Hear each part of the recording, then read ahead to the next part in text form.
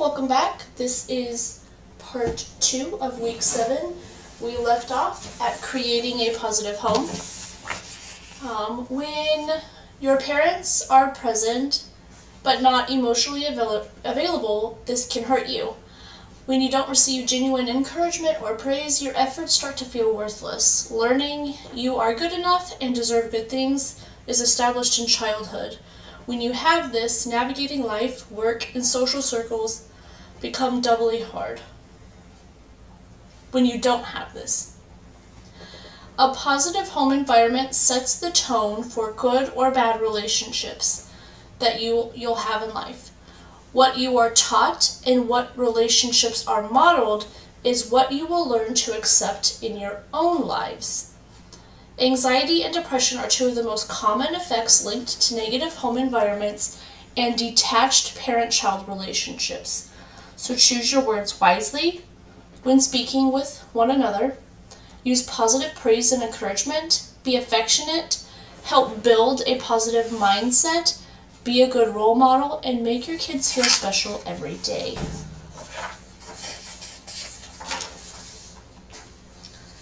Creating an emotionally supportive environment will look like overcoming barriers to emotional security and increase your resiliency or grit.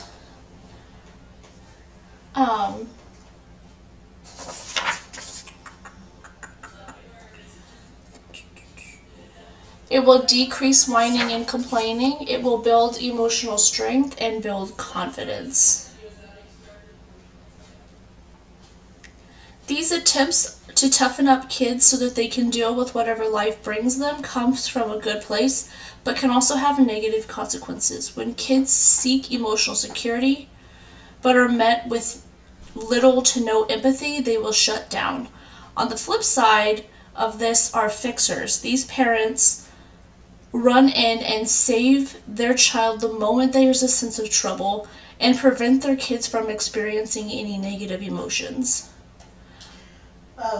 Something that I've done with my nieces when this happens is I ask questions. So I allow them to feel whatever they're going to feel, but when they calm down, I help them process it. So we talk about, why are you feeling this way? Why did you do the things you did? How can we fix it? Mm-hmm. And that way they're learning to problem solve and regulate on their own. But they're still getting support. Yes, you're still there to talk them through it. Teaching children social and emotional skills not only improves their emotional health long term, but it also has a positive impact on learning. When kids learn to decode facial expressions and nonverbal body cues, body language, and also to work through their own feelings, they experience better outcomes. Yet, many children feel dismissed by adults in their lives when they attempt to convey any emotions. It's no secret that parenting young children can be a bit of a roller coaster, and we find that parents dismiss feelings for a variety of reasons. For example, a child who falls and scrapes their knee on pavement may get a walk it off, you're fine, while in another scenario, while the parent in that scenario wants to teach resilience, the child may feel dismissed or shut down when they wanted comfort and empathy from their parent instead of being taught a life lesson in becoming stronger or more resilient. So the next thing is creating a supportive space. Listen first, talk second, avoid squashing emotions, don't judge, and express your own emotions. Some of what that looks like for creating a supportive space. When children need a supportive space to share and a calming guide to listen and empathize with them, with those two pieces in place, they are able to open up and seek help. Follow these steps to provide an emotionally safe environment for your child. Those steps are listed there. The listen first, talk second. All too often, Parents interrupt their kids and tell them how they're feeling or comment on how a certain experience must feel. Try to remember the mantra, we are all best judges of our own feelings, even children. Avoid squashing emotions. How many times have you shushed a child or attempted to distract a crying preschooler to end a meltdown? Young children are often silenced or reprimanded for expressing emotions, and older children are often dismissed as if it's no big deal. What may seem small to us is very big or very real for a child who's learning to process those emotions. Don't judge, and definitely don't use sarcasm. Kids don't understand sarcasm, but they do pick up on your tone of voice, and they know when they're being criticized. Don't blame your kids don't judge your kids or place blame on them to cope with a social blunder or some other kind of issue. Give your child empathy by working through the problem together and then helping them move on. Express your own emotions. Parents have a tendency to hide their emotions from their kids. While kids don't need to be involved in the fine points of adult problems, it's okay for them to see you sad, mad, or overwhelmed.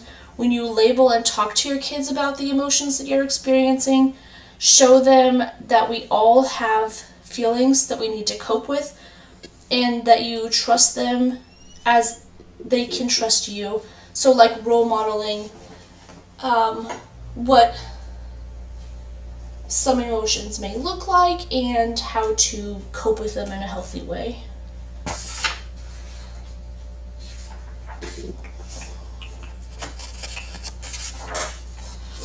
Adverse childhood experiences, or ACEs, are potentially traumatic events that occur in childhood between the ages of 0 and 17. For example, these can include experiencing violence, abuse, neglect, witnessing violence in the home or community, having a family member attempt or die by suicide. Also included are aspects of a child's environment that can undermine their sense of safety, stability, and bonding, such as growing up in a household with substance misuse, mental health problems, instability due to parental separation, or household members being incarcerated. ACEs are linked to chronic health problems, mental illness, and substance misuse in adulthood. ACEs can also negatively impact education, job opportunities. However, ACEs can be prevented. This is an audio verification question. Please create a document or write down the questions in your responses to be submitted in the Google Classroom. If you are an in-person participant, you do not have to do this. What can you do to promote an emotionally supportive home environment? And what adverse childhood experiences have you had? How do your adverse childhood experiences affect your parenting? Please pause here if necessary to write and respond.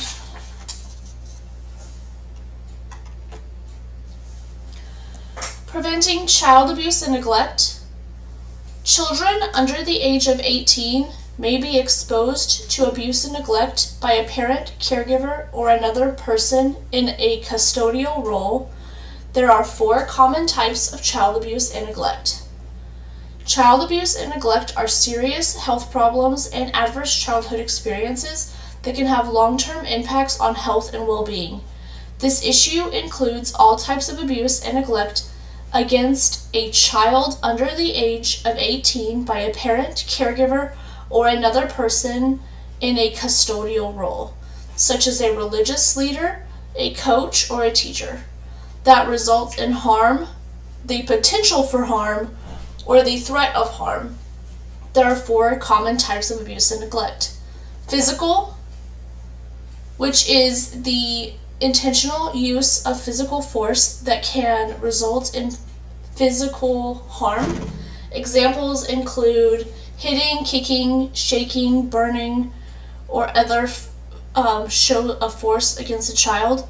Sexual, which includes pressuring or forcing a child to engage in sexual acts, fondling, penetration, exposing a child to other sexual activities, and then emotional abuse, which refers to behaviors that harm a child's self-worth or emotional well-being. Examples include name-calling, shaming, rejection, withholding love, threatening or intimidation. And then there is neglect, which is the failure to meet a child's basic physical and emotional needs. These needs include housing, food, clothing, education, and access to medical care. Neglect should not be confused with poverty, though. Neglect is when you can provide those things to your kid, but are neglecting to do so, whereas poverty is not having the resources to provide those things to your child. You may have heard about child abuse and neglect. Do you know what they mean? They include acts of commission and omission and are preventable. Child abuse and neglect include acts of commission and omission. What are acts of commission? Acts of commission are deliberate and intentional. However, harm to a child might not be the intended consequence. Some examples include physical abuse, sexual abuse, psychological abuse. What are acts of omission? Acts of omission are the failure to provide for a child's basic physical, emotional, or educational needs, or to protect a child from harm or potential harm. Some examples include physical neglect, emotional neglect, medical and dental neglect, educational neglect, inadequate supervision, exposure to violent environments. About 1 in 7 children experience some form of child abuse or neglect in the last year. But we know the problem is underreported. That's why a consistent definition is so important. The good news is, we can stop child abuse and neglect before it starts. What can we do? We can work together to promote safe, stable, and nurturing relationships and environments so all children reach their full potential. Some strategies to consider include strengthen economic supports to families, change social norms to support parents in positive parenting, provide quality care and education early in life, enhance parenting skills to promote healthy child development, intervene to lessen harms and prevent future risk. These strategies help create families, neighborhoods, and communities where every child thrives.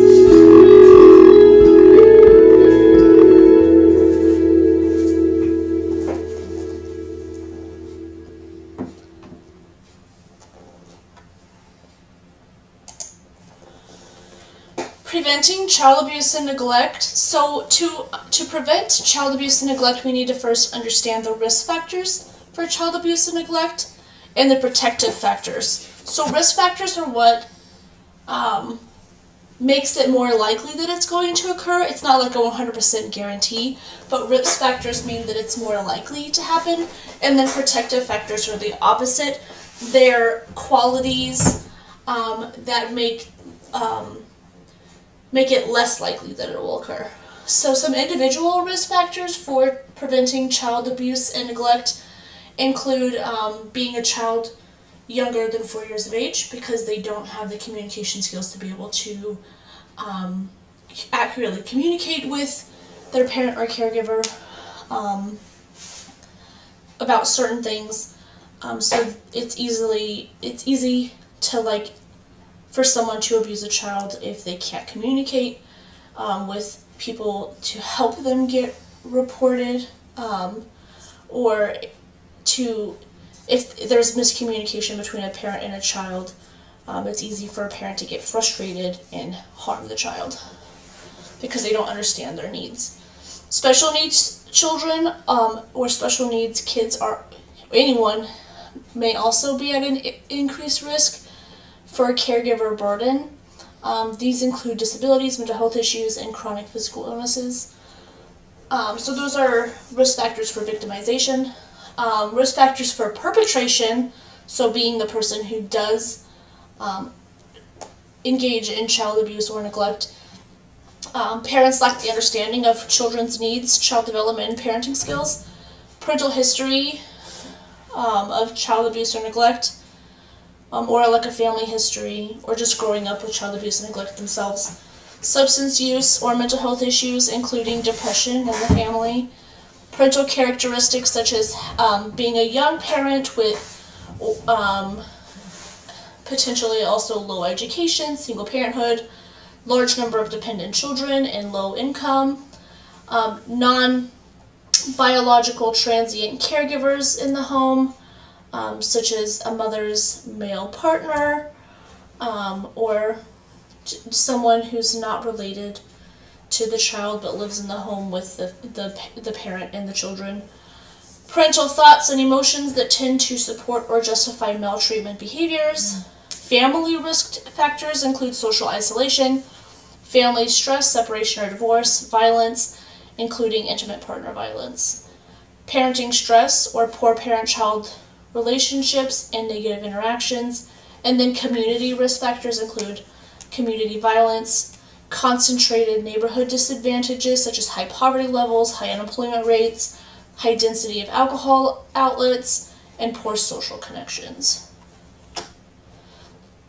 The protective factors for child abuse, and like I said before, protective factors may lessen the likelihood of children being abused or neglected, so identifying and understanding protective factors are equally as important as researching the risk factors. These include a supportive family environment and social networks, concrete support for basic needs,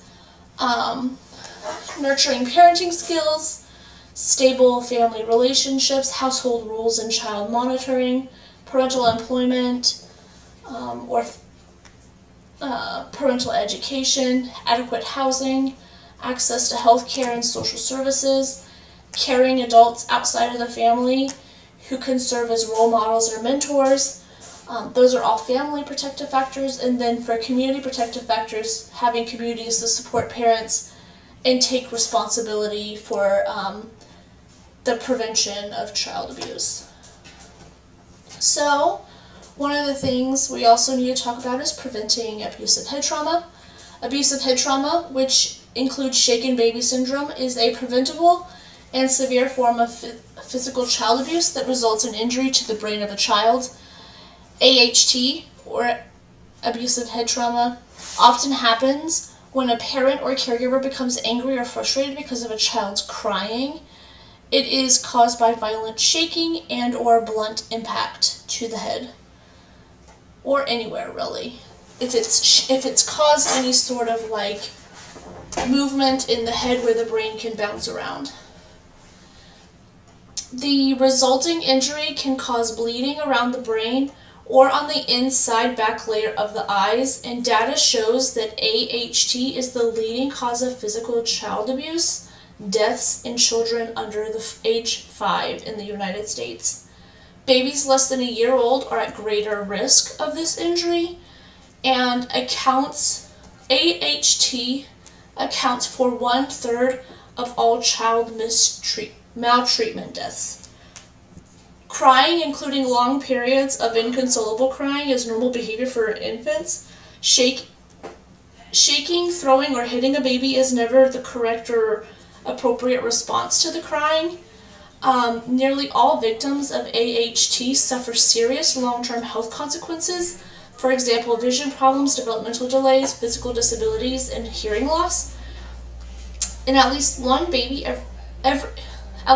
of every 4 babies who experiences AHT dies from this form of child abuse.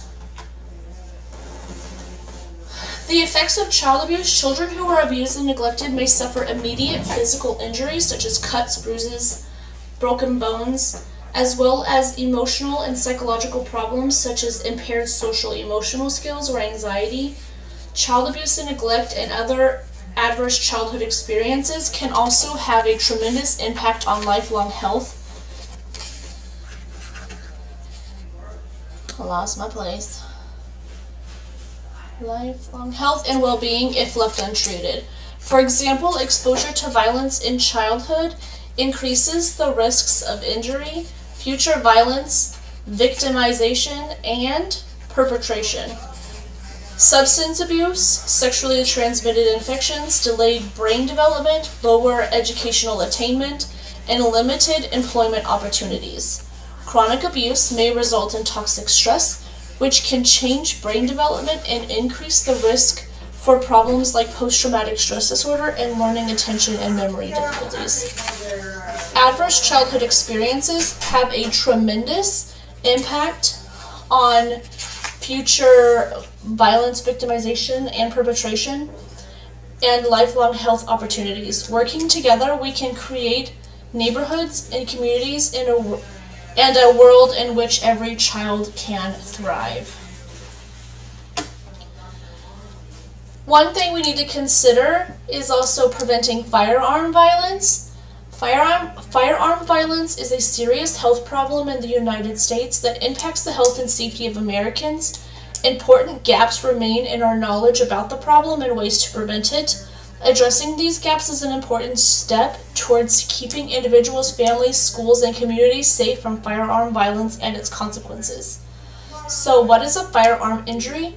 It's a gunshot wound or a penetrating injury from a weapon that uses a powder charge to fire a projectile. For example, this definition includes gunshot injuries from handguns, rifles, shotguns, injuries from air and gas-powered guns, BBs, and pellet guns are not considered firearm injuries, as these types of guns do not use powder charges to fire a projectile. However, it's still important to prevent injury from those objects as well. There are many types of firearm injuries, which can be either fatal and non-fatal. These include intentionally self-inflicted, which includes firearm suicide or non-fatal self-harm injury from a firearm. Unintentional can include fatal and non-fatal firearm injuries that happen while cleaning or playing with a firearm, and other incidences of accidental firing without evidence of intentional harm. Interpersonal violence, which includes homicide or non-fatal assault injury from a firearm. Legal intervention includes the firearm injuries inflicted by police or other law enforcement agencies acting in the line of duty. For example, firearm injuries that occur while arresting or attempting to arrest someone, or maintaining order or ensuring safety. The term legal intervention is commonly used for the external cause of injury classification and does not indicate the legality of the circumstances surrounding any death or injury. And then undetermined intent, which includes firearm injuries where there is not enough information or evidence to determine whether the injury was intentional, self-inflicted, unintentional, or a legal intervention, firearm or death, or an act of interpersonal violence.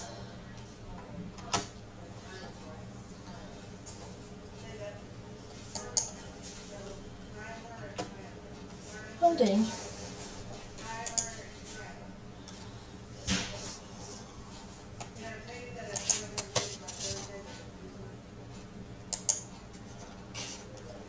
Sorry. Some technical difficulties.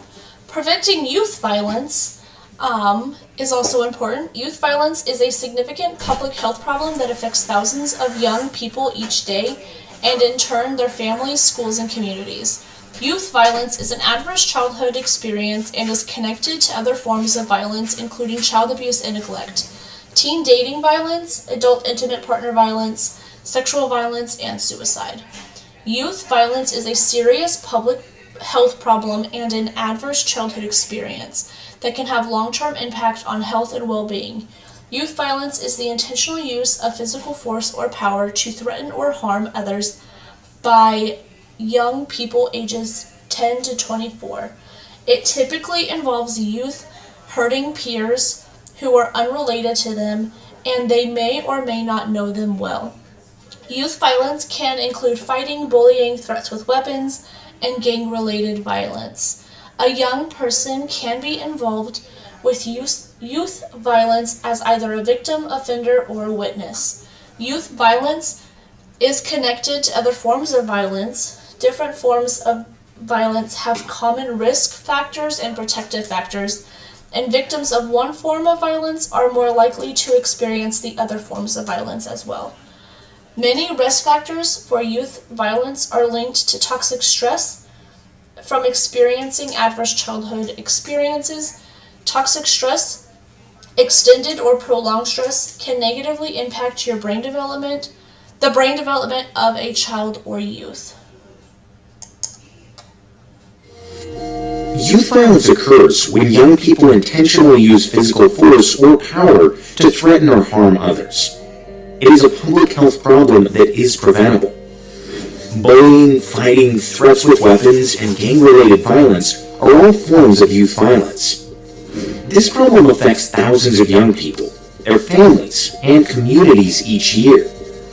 It impacts all genders, races, ethnicities, households across income levels, and communities, including urban, suburban, rural, and tribal areas. Youth violence happens every day. Every 24 hours, about 15 youth are victims of homicide. Over 1,300 youth are treated in emergency departments for injuries from physical assault. It is important to identify the things that put people at risk for experiencing youth violence. Some risk factors include previously experiencing violence, harsh discipline at home, social rejection, poverty. The good news is youth violence can be prevented.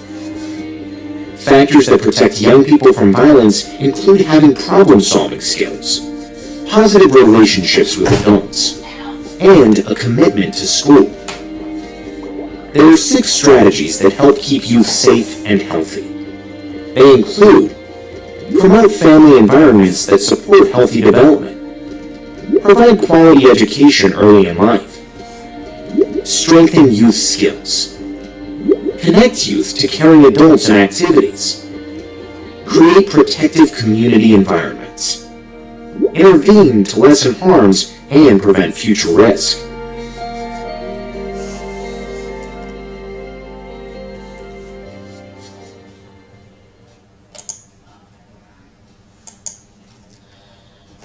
So some risk factors for perpetration. Individual risk factors include history of violent victimization, attention deficit hyperactivity or learning disorders, history of early aggressive behaviors, involvement in drug, alcohol, or tobacco, lower IQ, poor behavioral control, deficits in social, cognitive, or information processing abilities, high emotional distress, history of treatment for or presence of emotional problems, antisocial beliefs or attitudes, exposure to violence and conflict in the family. Some peer and social risk factors include association with delinquent peers. Wow, I said association weird. Involvement in gangs, social rejection by peers, lack of involvement in conventional activities, poor academic performance, low commitment to school and school failure. Some family risk factors include an authoritarian child rearing attitudes, harsh, lax, or inconsistent disciplinary practices, low parental involvement, low emotional attachment to parents or caregivers, low parental education and income, parental substance abuse or criminality, poor family functioning, poor monitoring and supervision of children. And community risk factors include diminished economic opportunities, high concentrations of poverty, high levels of transiency, high levels of family disruption, low levels of community participation, and socially disorganized neighborhoods. Some protective factors, some individual ones include intolerant attitude towards deviance, high IQ, high grade point average, high educational aspirations, positive social orientation, popularity acknowledged by your peers, highly developed social skills and competencies, highly developed skills for realistic planning and religious beliefs. Some individual protective factors include connectedness to family or adults outside of the family, ability to discuss problems with parents, perceived parental expectations about school performances are high, frequent shared activities with parents, consistent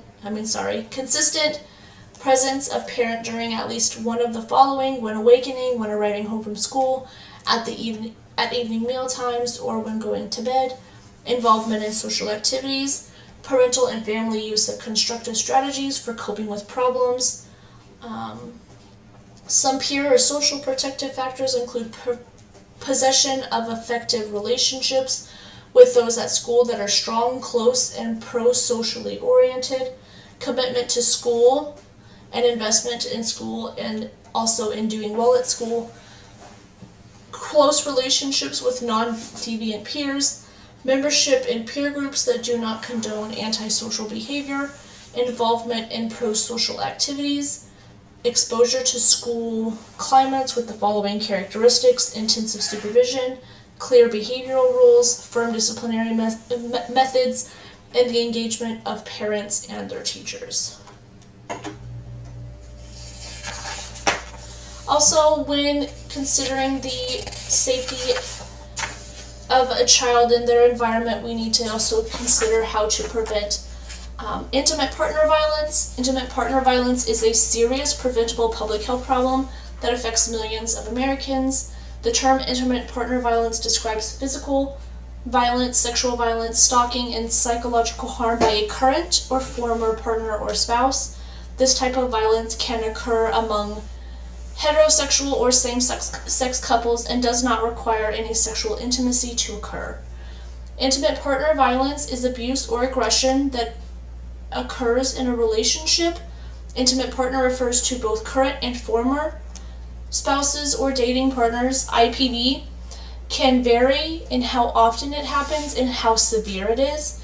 It can range from one episode of violence that could have a lasting impact on chronic and severe episodes over multiple years. Intimate partner violence includes 4 types of behavior: physical violence, when a person hurts or tries to hurt a partner by hitting, kicking, or using any other type of physical force. Sexual violence, which is forcing or attempting to force a partner to take part in a sexual act or sexual touching, or any even non-physical sexual events like sexting, when a partner does not or cannot consent. Stalking, which is a pattern of repeated unwanted attention and contact by a partner that causes fear or concern for one's safety or the safety of someone close to the victim. And psychological aggression, which is the use of verbal and nonverbal communication with the intent to harm another person mentally or emotionally, and or to exert control over another person. Several types of intimate partner violence behaviors can occur together. IPV is connected to other forms of violence and causes serious health and economic consequences.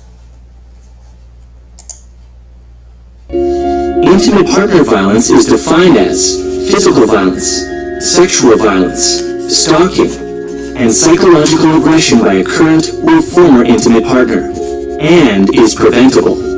Intimate partner violence threatens the well-being of millions of people and their families every single day.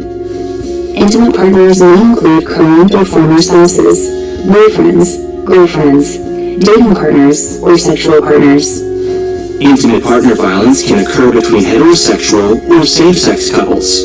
Some victims may suffer just one experience, while others endure violence that lasts for years. 1 in 4 women and 1 in 9 men have experienced intimate partner violence in their lifetime, and 1 in 10 high school students have experienced physical teen dating violence, which is a form of intimate partner violence. Intimate partner violence consequences are widespread. It impacts physical and mental health. It results in billions of dollars in medical, mental health, and lost work productivity costs. But the good news is that intimate partner violence is preventable. We have strategies that can help you prevent this problem in your community. We can prevent intimate partner violence by teaching safe and healthy relationship skills, engaging influential adults, working to prevent violence starting in early childhood, creating protective environments, strengthening economic support for families, and supporting survivors to increase safety and lessen harms.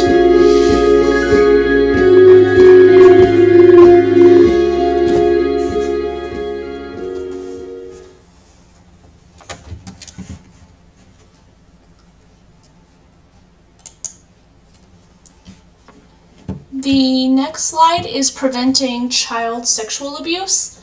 Child sexual abuse is a significant but preventable adverse childhood experience and also a public health problem.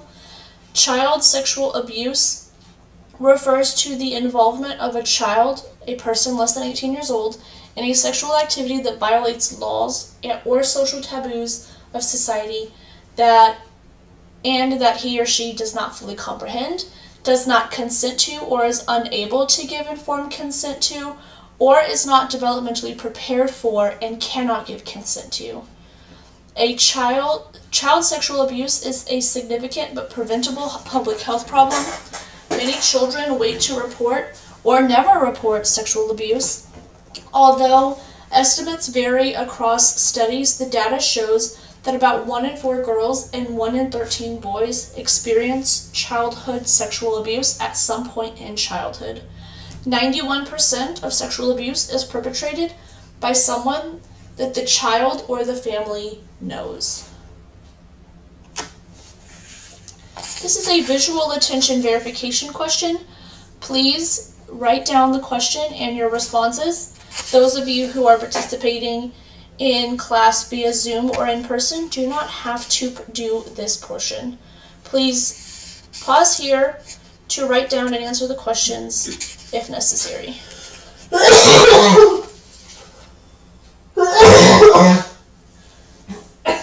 Mental health. Just like adults, many kids, infants, and toddlers included, are plagued with mental health problems. Sorry. You're fine.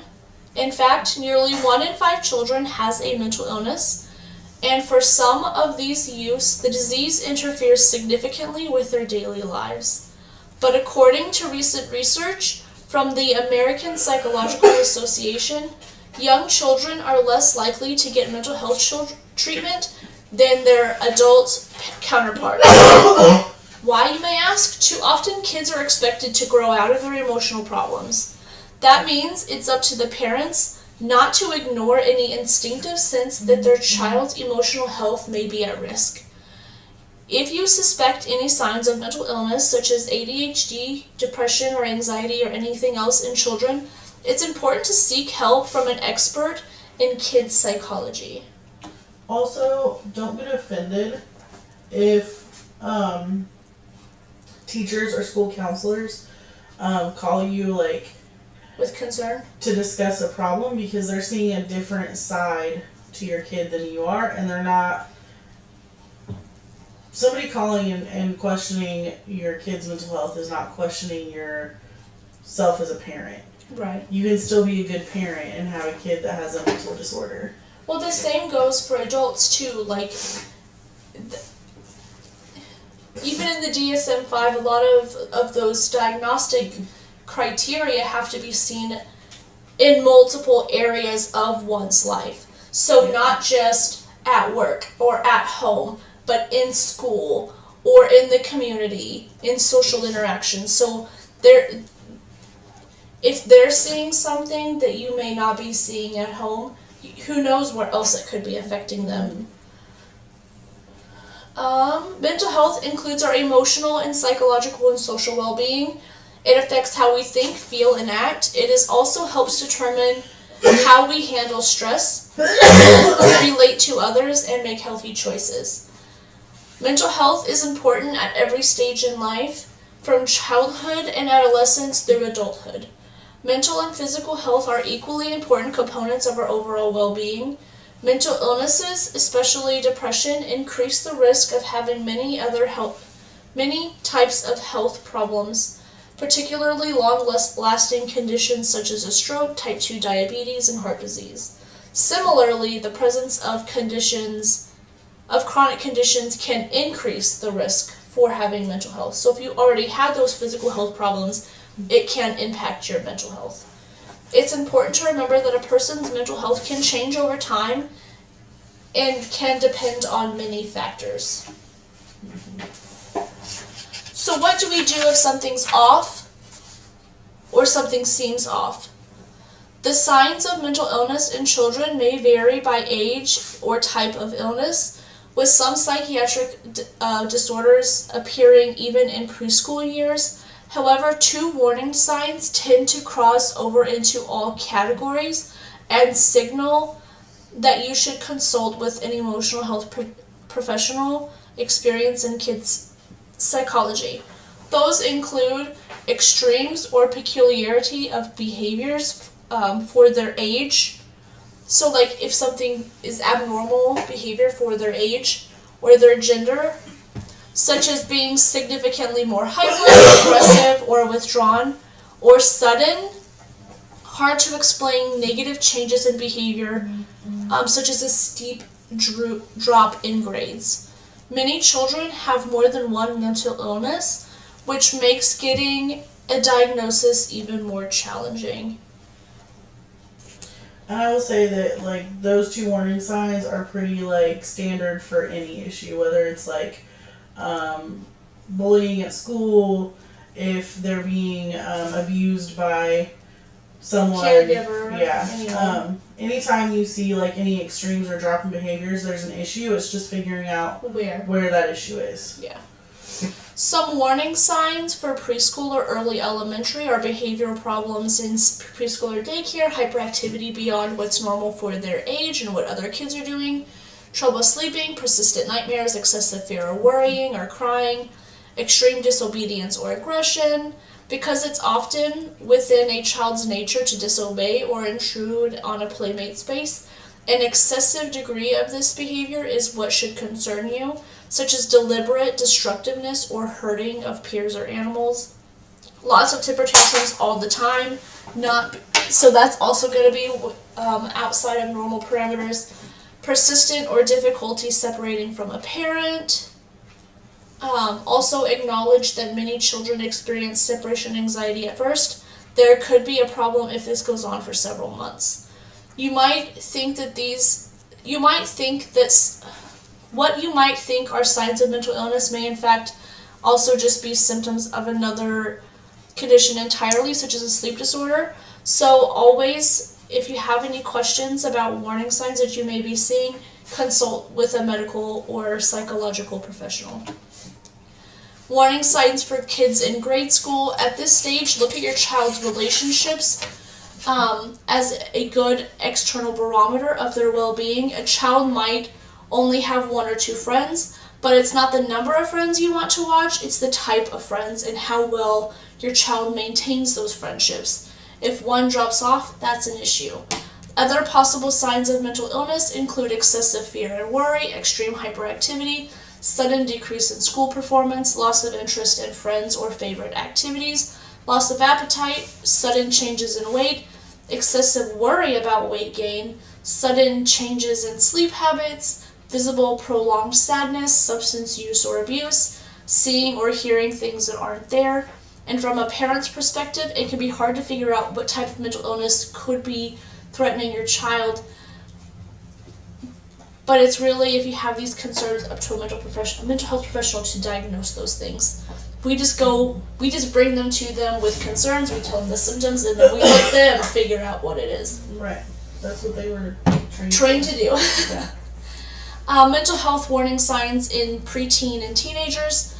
The preceding signs of mental health and illnesses are still a concern, so like preschool and grade school, all of those signs. But the behaviors may be more pronounced as the child gets older.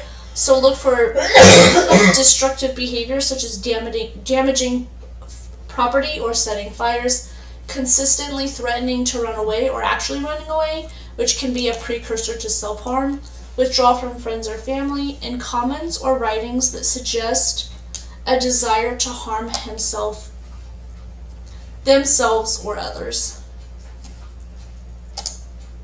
Mental health conditions are more common than you may think. 1 in 5 youth or young adults lives with a mental health condition. Do you know the warning signs? Like feeling sad or withdrawn for more than 2 weeks. Severe mood swings that cause problems in relationships. Intense worries or fears that get in the way of daily activities. Sudden overwhelming fear for no reason. Or seriously trying to harm or kill oneself while making plans to do so. Not eating, throwing up, or using laxatives to lose weight. Significant weight loss or weight gain. Severe out-of-control risk-taking behavior that can cause harm to self or others. Repeated use of drugs or alcohol. Drastic changes in behavior, personality, or sleeping habits. Or extreme difficulty concentrating or staying still.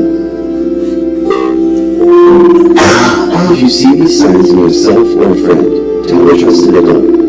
The first step to getting help is to say it out loud.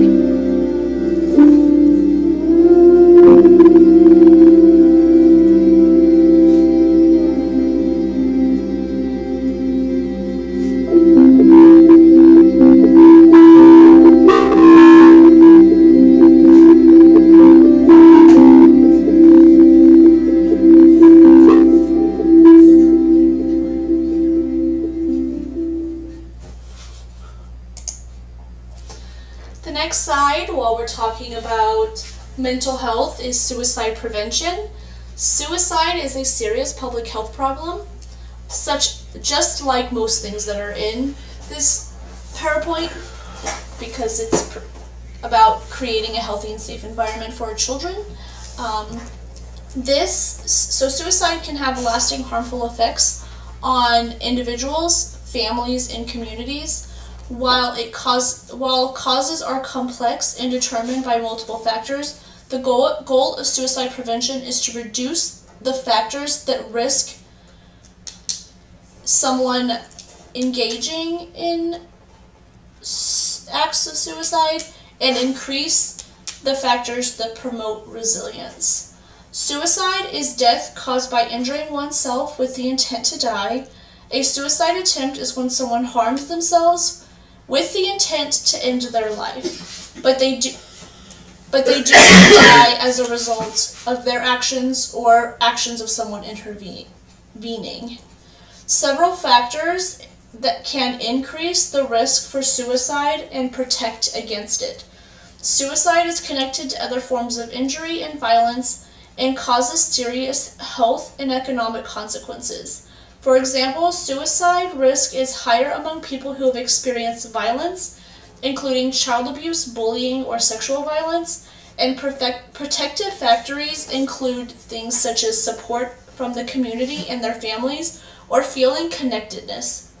And easy access to health care can decrease the risk for suicidal thoughts and behavior. Suicide and other forms of violence can be prevented by using a public health approach that addresses risk and protective measures for multiple types of violence. Suicide is death by self-directed violence with an intent to die. It's also preventable. Suicide is the 10th leading cause of death in the U.S. This serious public health issue impacts the lives of individuals, families, and communities every day. More than 120 suicides occur in the United States each day. For every one suicide, there are an estimated 30 attempts. Suicide and non-fatal self-directed violence cost the U.S. more than $69 billion every year. People may be at risk for suicide if they have a family history of suicide, previous suicide attempts, social isolation, economic hardship, or a history of mental health problems or alcohol and substance abuse. Warning signs include talking about or threatening suicide, or actively looking for means to do so. Sudden changes in behavior or mood, especially following a painful event or loss, can also be warning signs. But the good news is that suicide is preventable. There are strategies that prevent suicide by reducing risks and increasing protective factors. You can help by strengthening access and delivery of suicide care, creating protective environments, promoting connectedness, teaching coping and problem-solving skills, identifying and supporting people at risk, lessening harms and preventing future risk, and by strengthening economic supports. Working together, we can prevent suicide.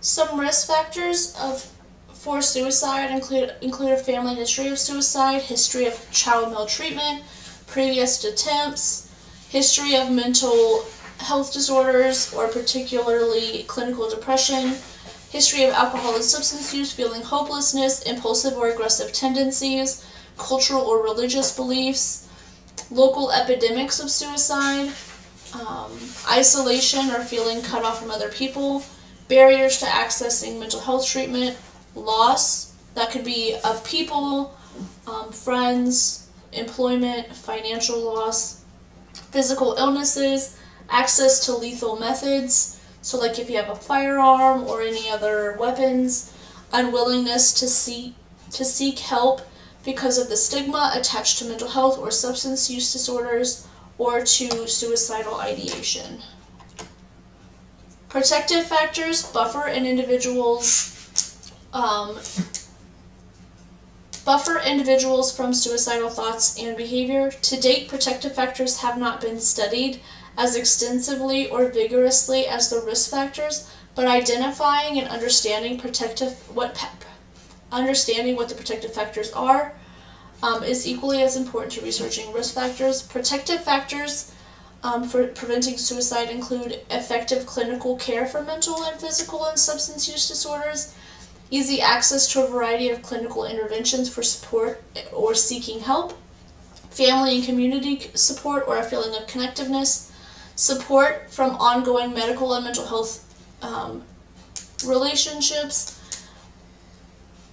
skills in problem solving, conflict resolution, and nonviolent ways of handling disputes, cultural and religious beliefs that discourage suicide and support instincts for self-preservation. So also on the topic of mental health and suicide, there are many parents who parent with mental health illnesses.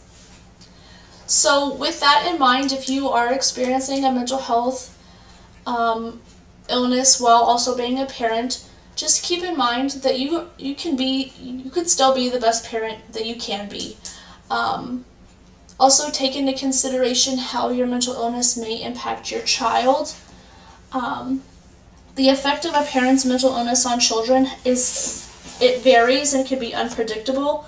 Although mental illness poses biological, psychosocial, and environmental risks for children, not all children will be negatively impacted or impacted in the same manner.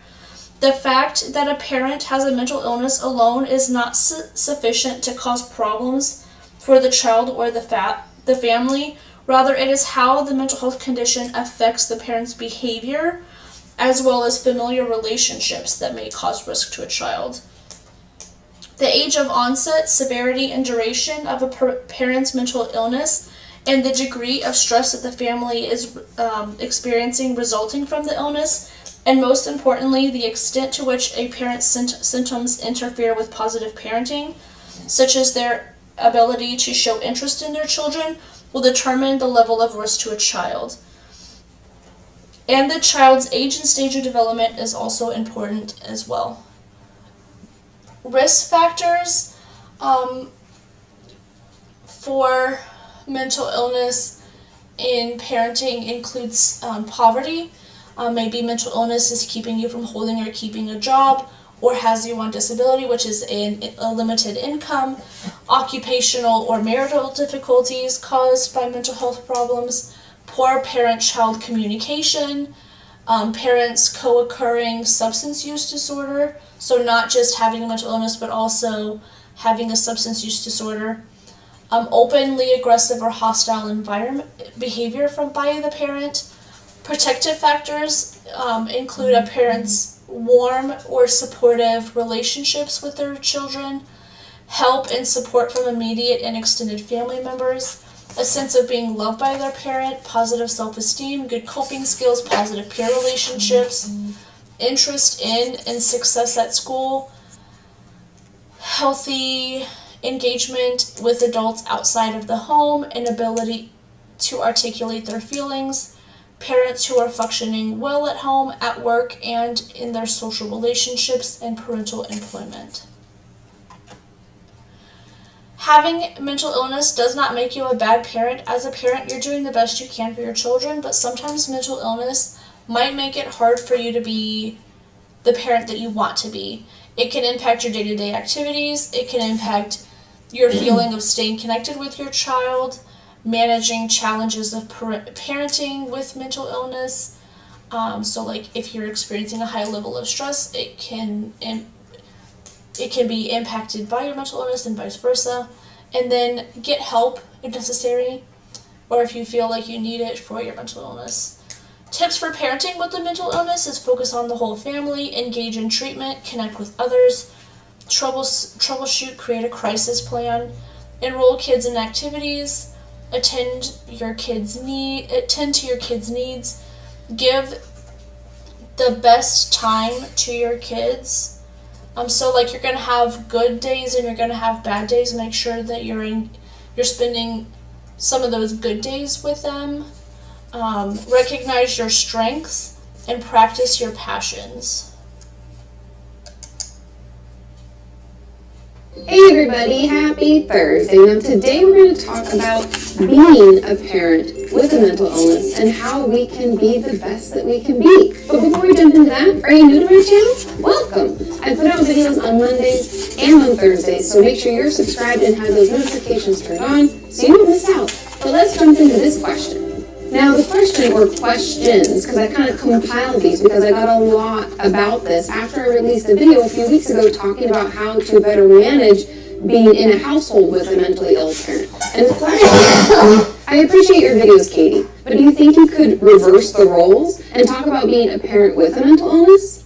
Katie, could you please do a video on how to be a good parent with a severe mental illness? Many times the effects of having a parent with an illness is talked about, but there's limited education for parents on how to do the best to ensure their child is still able to have a secure attachment and healthy relationships.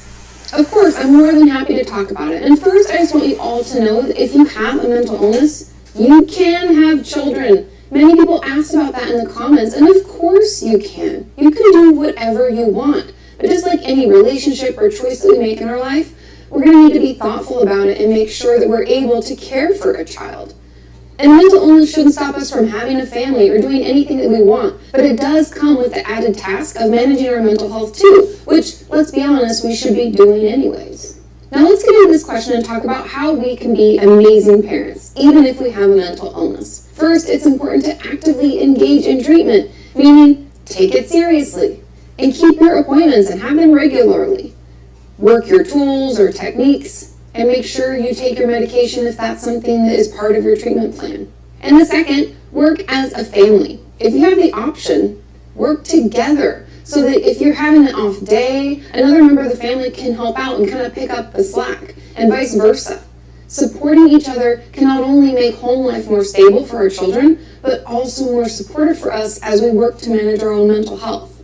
3, have outside support, whether that's an actual support group, friends, family, your therapist, whomever. Make sure that you have a safe space to go and to vent about all that may be going on. We all need that space because, trust me, being a regular person is hard enough. Add in being a parent, that's like dividing our time. We feel pulled all over the place. And on top of that, if we're struggling with a mental illness, we're going to need somewhere to go and talk about it. And the 4th, learn to prioritize. Every day is going to be different.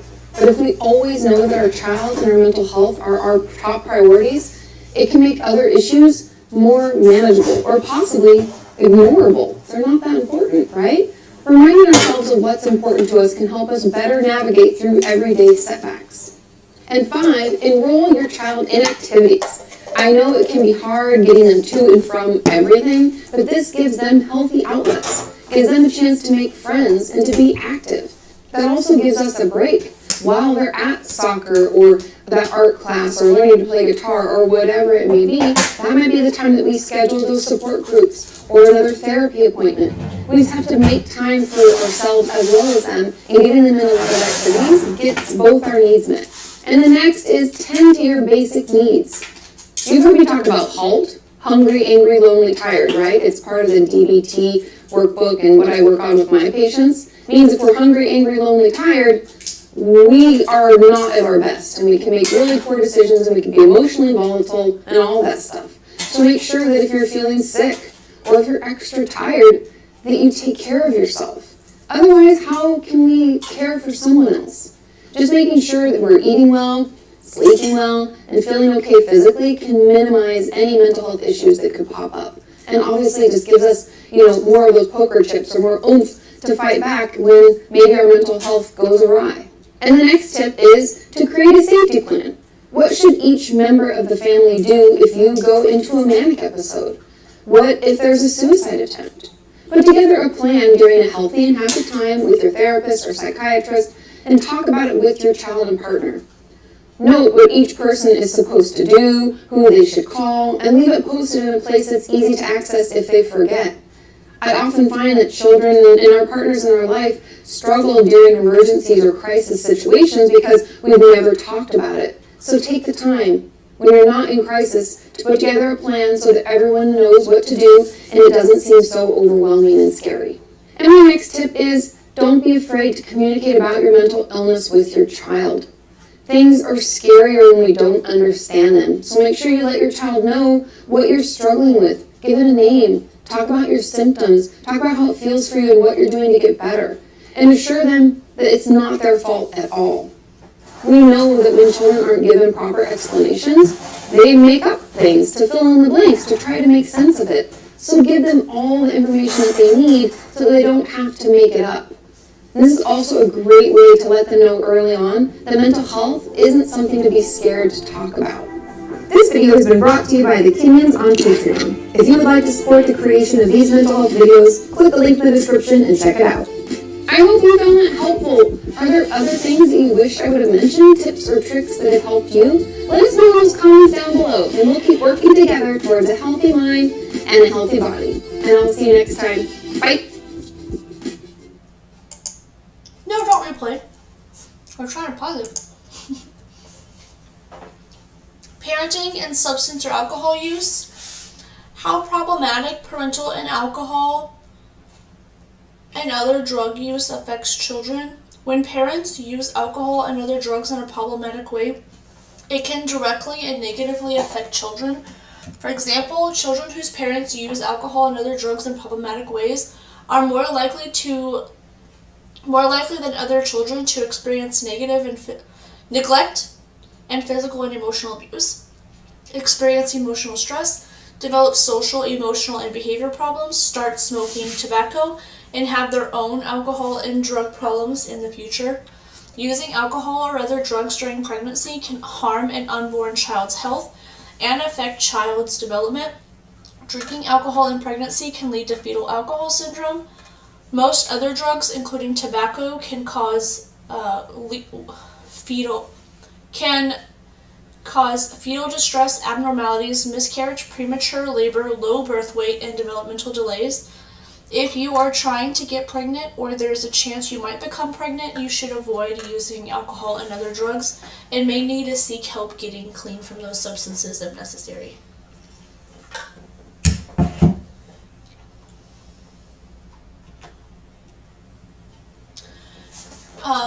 Problematic alcohol and other drug use can affect your ability to care for children. Children do well when they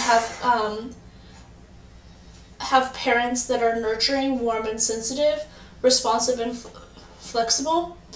But problematic alcohol and other drug use can harm your ability to respond warmly to your child and give them what they need. It can make it harder for you to be positively involved in your child's daily lives, as you might otherwise be. This can mean missing important events like school concerts and their friends' parties.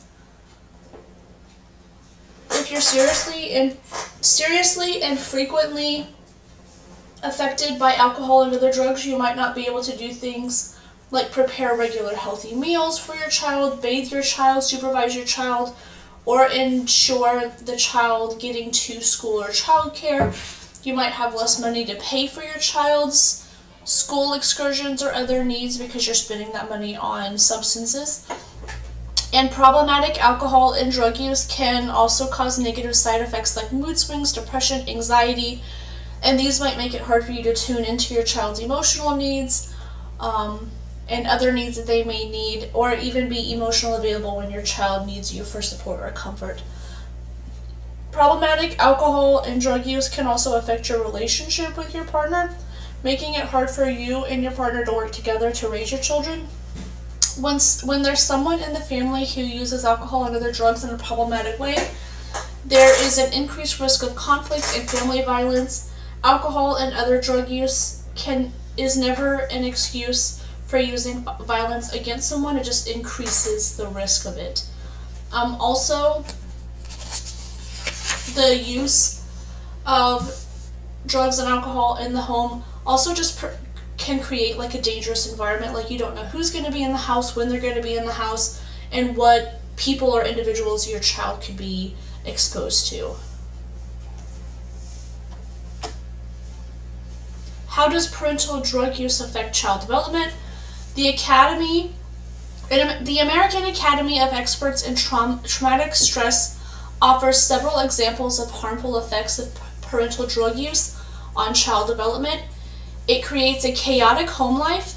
Homes in which substance use is prevalent are often unpredictable and chaotic. Inappropriate family roles are often assumed, such as child taking care of siblings, like as if they were parents, and assuming financial responsibilities of the household. I always think to the show Shameless, where Fiona is financially responsible for all of her siblings because her father Frank is involved in drugs and alcohol, and it affects her educational needs and other needs as well, because she's assumed the role of a mother. It breeds violence. Substance abuse and domestic violence are very closely tied. According to the American Society of Addiction Medicine, 40 to 60% of domestic violence incidents co-occur with substance abuse. It contributes to mental health problems. Parents who abuse drugs and alcohol are more likely to deal with things like financial problems, divorce, physical abuse, unemployment, and legal problems, which can all cause stress in the home. It contributes to physical health problems.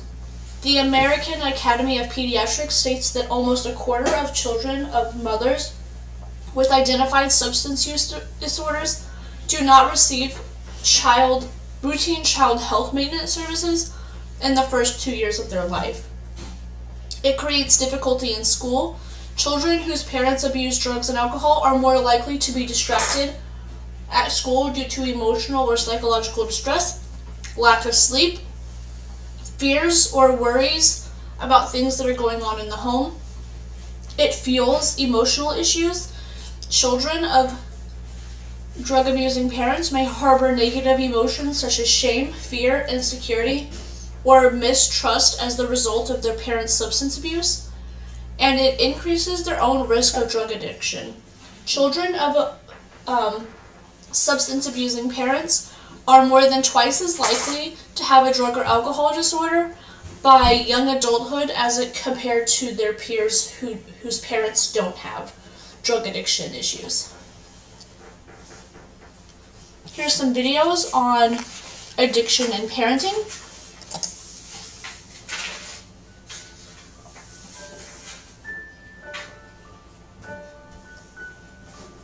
According to American Addiction Centers, roughly 45% of the U.S. population has been exposed to some form of alcoholism or alcoholic behavior within their family.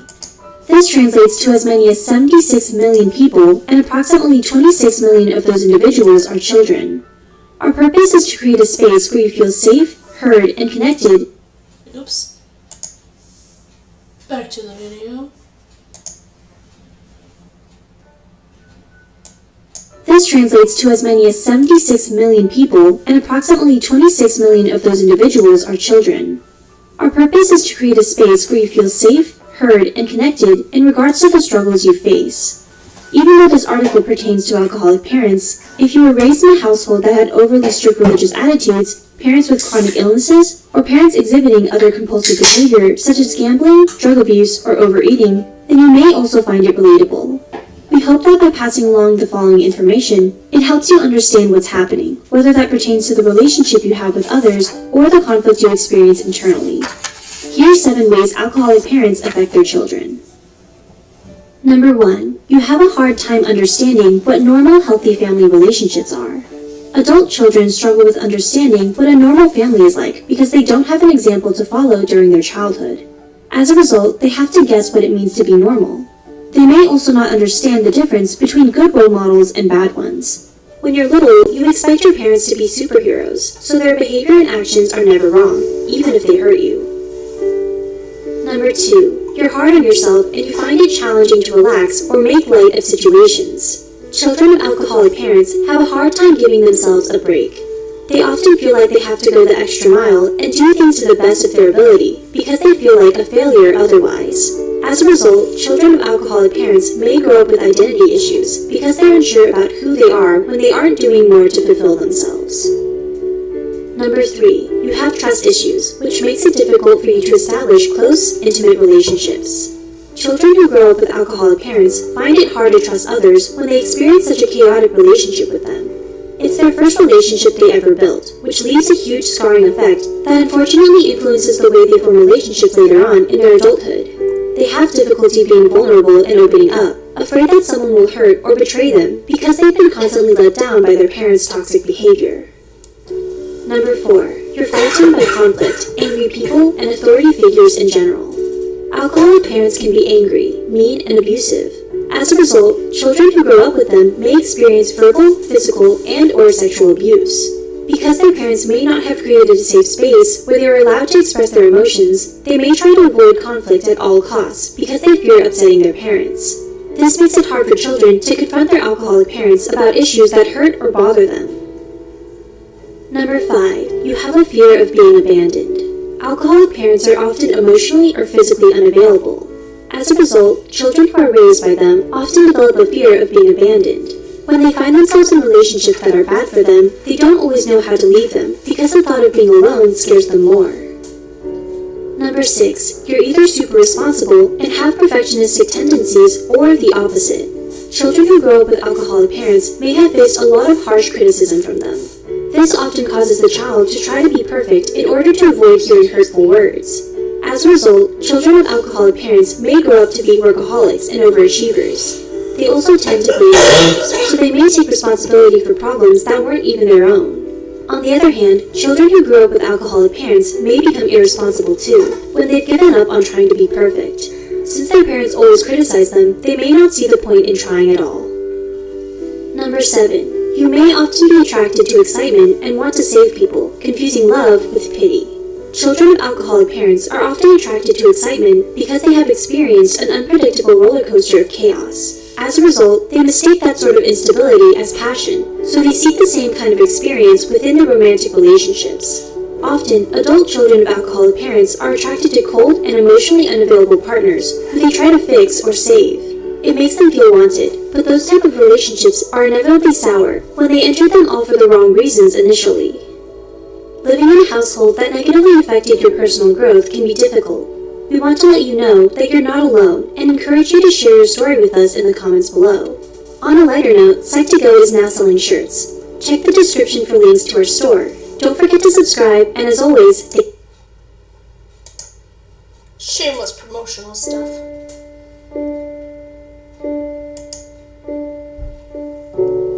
I knew that my addiction was a problem when I was choosing drugs over my child, or when I couldn't take care of my little girl without being high.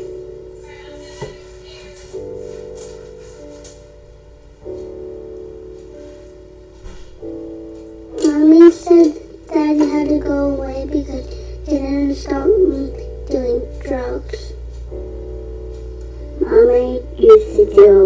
fun stuff, but we don't really do any fun stuff anymore. Mommy rather stay home and drink, but she doesn't like to play with me and Sarah while she's drinking. My husband and I did a lot of meth together. We have 2 small children. I have a 7-year-old little boy and a 5-year-old little girl. I was physically there, but I was never there for them emotionally. And in the end of my addiction, I was not involved in their life. Addiction took my daddy away and made it so we can't be a family anymore. Mommy and me with daddy will get better. I have a little girl that is 3. She's almost 4. Her name is Reese. I definitely put drugs in front of her. She lived in a household that was full of just constant chaos and drug use. Our drug use would cause, our fights to get violent. Reese witnessed one of those fights. She was asking her dad why he was hurting her mommy, and she was just begging him to stop. I wish Mommy didn't drink and miss the way it used to be. Sarah and I want our Mommy back. And one day my son said, I don't have a mommy or a daddy. And it was then that I realized I had to do something different. When I came to Sober Living in America, all of that changed, and it changed really pretty quickly. I'm looking so forward to my future with my daughter. I do plan on getting her back and being able to raise her. I do get to see her on a regular basis, and that's just amazing. Since I've been here, I have went home every weekend to be with my kids. It feels good to be able to be a positive influence in their life instead of such a negative influence. We're getting our family back, and that's the best one in the world. 20 million kids live in a house like mine. For $1 a day, you can help me get my Mommy back.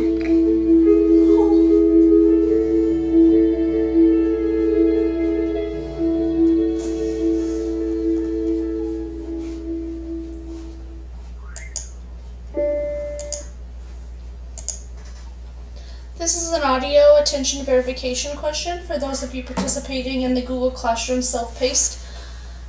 Please create a document or write down these responses to submit in the Google Classroom in the appropriate form. Those of you who are participating via Zoom or in person, you do not have to do this. What are some of the risk factors for mental health, substance use, and suicide? Please make sure that you note which risk factor falls under which of these categories, whether it's mental health, substance abuse, or suicide. And the other question, if you are parenting with a mental health disorder or substance use history, how do you think that impacts your parenting? Please pause here if necessary to respond. For help seeking services or referrals to improve your mental health or seek recovery from drugs or alcohol, please ask staff for referrals.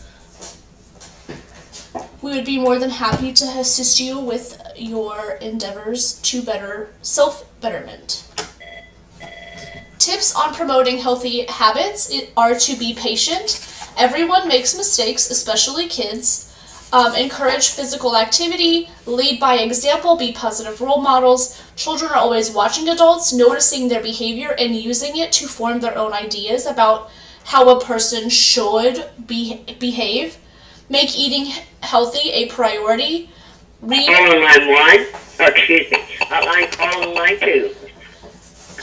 Make healthy eating a priority and read every day. We really hound that reading thing. It's really important.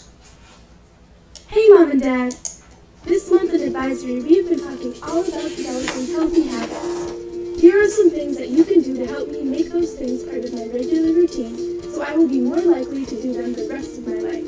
Rest. Did you know that 12 to 18-year-olds need between 8 and 10 hours of sleep a night? You can help me get the right amount of sleep by encouraging me to start homework early in the evening, helping me to shoot for a regular bedtime, and making sure that I turn off technology at least an hour before I go to bed. Through Fruits and veggies. Encourage me to eat healthy by stocking the house with lots of produce in a variety of colors. Teach me to fill half of my plate with fruits and vegetables at every meal. This will power my body with foods and make me feel great. Exercise. Help me to find physical activities that I love to do. Talk to me about how exercise supports my mental and physical health.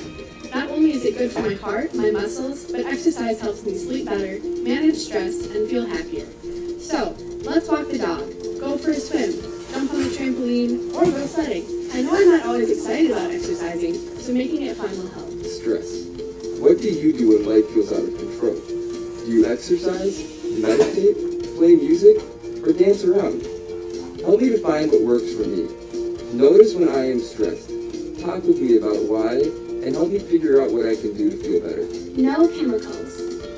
Remind me that my brain is still developing, and that I need to be careful about putting things into my body that could affect them. My lungs are made to breathe air, and my mind is meant to think clearly. Drugs and alcohol get in the way of my body and mind doing all of the amazing things they were built to do. That fit with the healthy, long life that I want to live. Thanks, Mom and Dad, for loving me and showing me how to live a healthy life. Remind me that every day is another chance to get stronger, eat better, live healthier, and be the best version of myself.